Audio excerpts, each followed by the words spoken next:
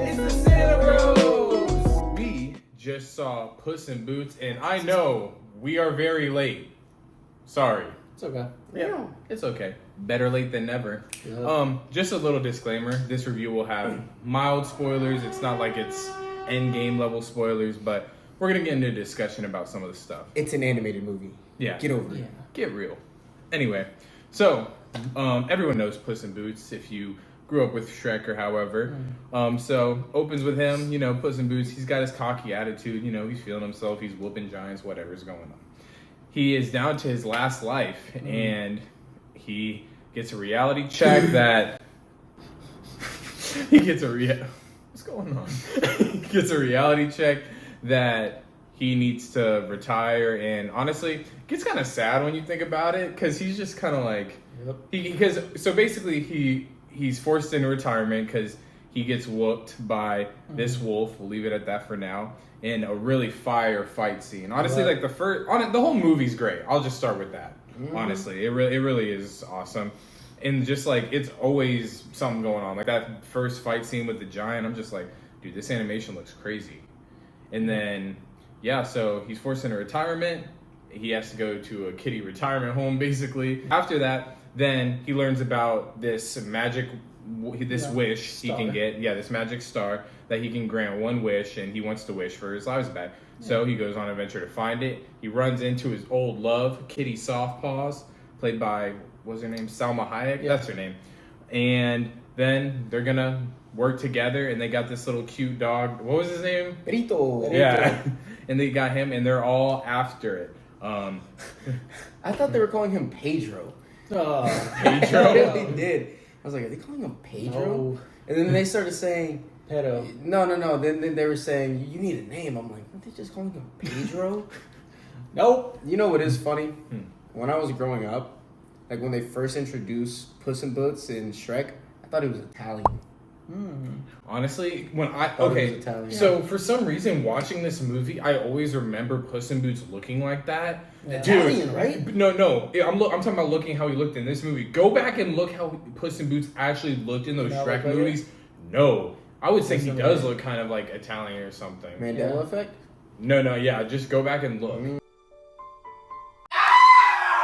It's different animation. They changed it. That's what I liked about this movie. The they didn't play it animation. safe. Yeah, they definitely did some new things. Yeah. I think with this movie they didn't rely a whole lot on Shrek. So it was kind of like, you know, just a solo movie about him and his adventure he goes on, and it's perfect in every way. I will say, I think the reason this movie works, like rather than like some other animated movies that like rely like on jokes that are super meta and trying to be like, you know, whatever. The jokes in this movie, first of all, they're really funny and they're like timeless. They're not they land, and they're not trying to tell a bunch of like meta jokes like, hey, get it, because whatever. Yeah. That's why I think this movie's like hitting better, because it's just funny jokes. I think it's a DreamWorks thing. Yeah. Whoever writes DreamWorks. Whoever writes their movies. Yeah. I don't know a bad DreamWorks movie. I'd have to look at the list. I don't No, know. How to Train Your Dragon? Fire, you're right. But getting into like the characters, I like Puss in Boots, like Puss himself. Oh yeah. I mean, he's great. Great voice acting. They're like him and Kitty Softpaws. Like, they're you've seen the characters before. I mean, it's nothing like you haven't seen with them. Yeah. But honestly, I thought all the new characters were great. The little dog, you would think he would be annoying, because in any other cartoon movie, animated movie, he would be annoying, and they would make him like unbearable to listen to. But he's actually really funny. They got some funny moments. Goldilocks and the Three Bears. Perfect. I thought nailed it. It was really funny making them like super Cockney British, like what like the roadmen. Like roadmen. You just cry me. Yeah. That's funny. Jack Horner, the villain, just straight up douchebag, to be honest. Yeah, Jake Horner was the only character I didn't know. Animation of the Whale. Jack Horner. Jack Horner. Yeah, and who hit? What's his name? John Mulaney does his voice, the comedian. Okay. Yeah. So and like his whole thing is he just wants to get the star to basically just to be in control of magic, just cause. Yeah. From the jump, you're gonna hate that character. I almost didn't. Well, I did hate him, but it's like, bro, I'm just laughing at this dude because it's just like this man does not care. Like, if you work for him, you're gonna die probably, and he's gonna be like, oh well. He's the typical kid that was born with the golden spoon in his mouth. Yeah, and that's the funny. His backstory is not depressing at all. No. It's just like this dude. Like, what's wrong with him? The real, I wouldn't even call him villain when you get straight down to it, is the wolf. Spoiler alert. It's death. He's not really the villain because when you think about it, he's really just doing his job. Yeah. From his perspective, because Puss in Boots, him being cocky and all, he's just wasting his lives. He's like, hey, I got a bunch, whatever. And then that's Death's whole thing. He's like, you did not value these, so like, you just come with me now. Like it's, and honestly, I thought everything with Death was just fire. We should name our favorite character. Okay. Favorite character? Favorite character? I thought, I hate not saying Puss in Boots because he's favorite character though, Goldilocks. I thought Florence Pugh was just, I don't know, her voice is just soothing, bro. I don't know, dude. Oi! It was just, I just really liked her and like the formation or transformation that she had in the whole movie. Honestly, mine, Perito. Oh yeah, it's kind of like you, bro. Yeah, that could be racist. Nah, for me, it's just he was a comfort character that wasn't annoying. Yeah, you know what I mean. I'm glad he wasn't annoying. Not because of the whole. Yeah, the scene everybody's talking about. No, man, that the was panic attack. That was the best scene in the movie. Well, I mean, whatever, bro. dude. Just it was the best scene. Whatever. That was. I don't know. That scene really didn't do anything for me. Okay, but he's just a good guy.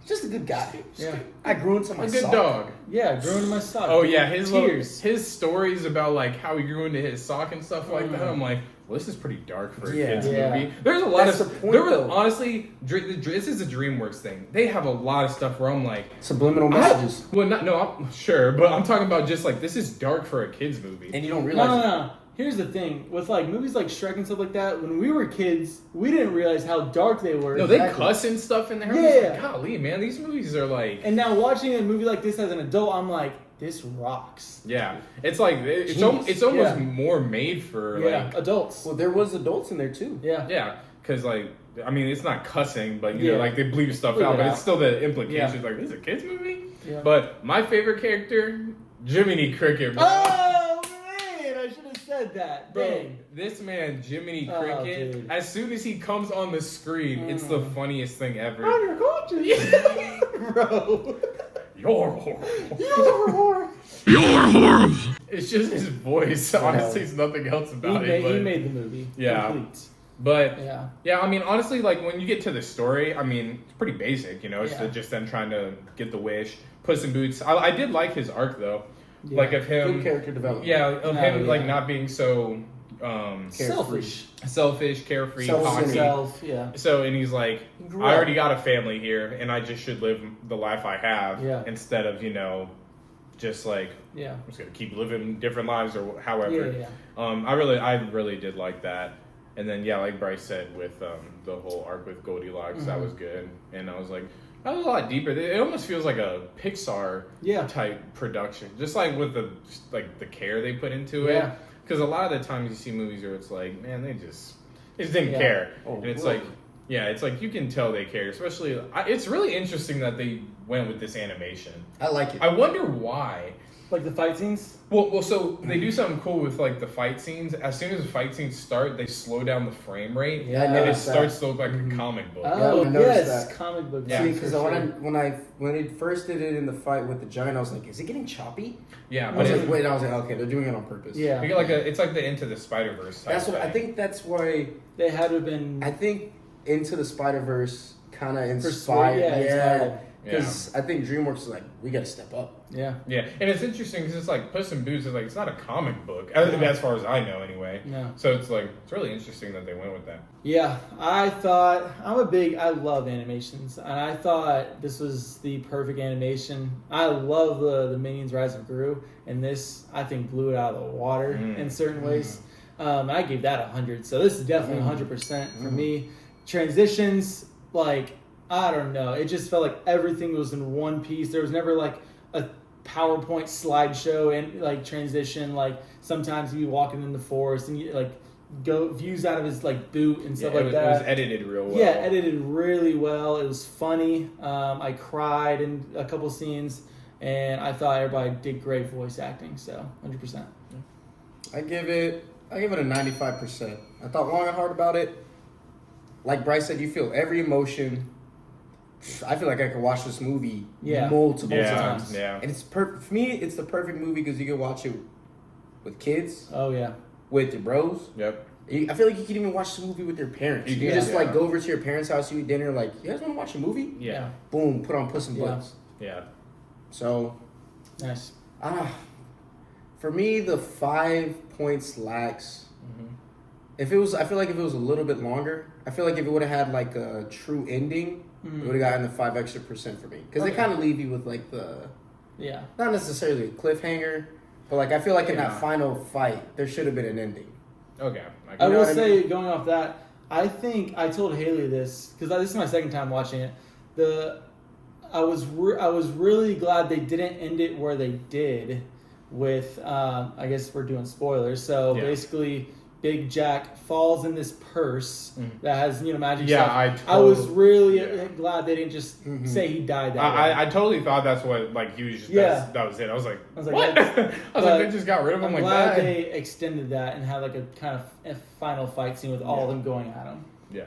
But for me, I was actually right with Tony. I was gonna land at a 95 too. For me, I couldn't really say what the 5 was necessarily.